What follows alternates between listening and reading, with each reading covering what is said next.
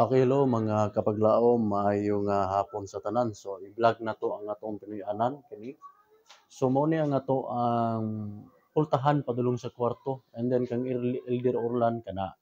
Okay, so tingnan muna natin mabuti mga kapaglaom. Tsaka balag nagkagubot pero basta kay mao ni siya.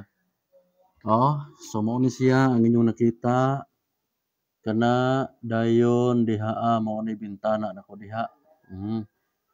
Nakita ninyo? Okay, sige. So di lang nato i-view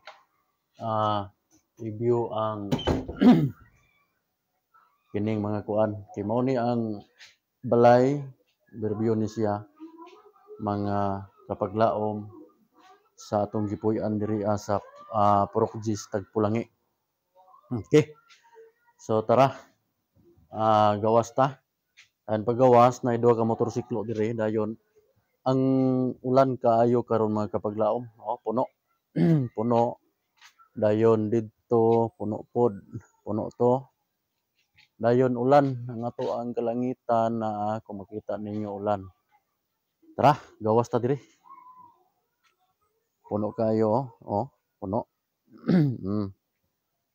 Puno. Tapa dito. Tapa dito sa ulan. Okay, taligsik. Taligsik mga kapaglaom.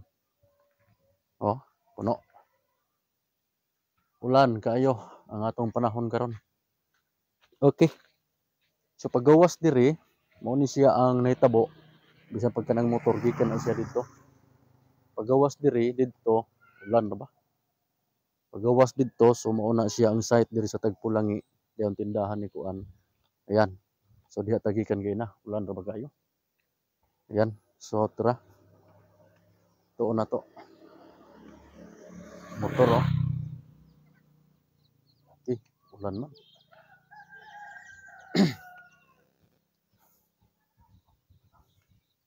Ulan ang ato ang panahon. Ayan. Ang atong church dito. Tara. Murag ulan jud kayo. So, mo ni siya mga kapaglaom ang ato ang kuno na gipahimuan pa. Oh. Mo ni mga kamote nga gipangtanom ni Brad Roy. Ayan. So,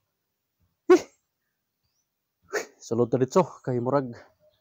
So mo ni siya ang ato ang tarpaulin dire. Seventh-day Adventist Church, Purok Tagpulangi, Butuan City, Agusan del Sur. Oh, ang temporary nga gihimo ra ini nga mga kahoy, mao ra gid intawong palkata, madugdaog.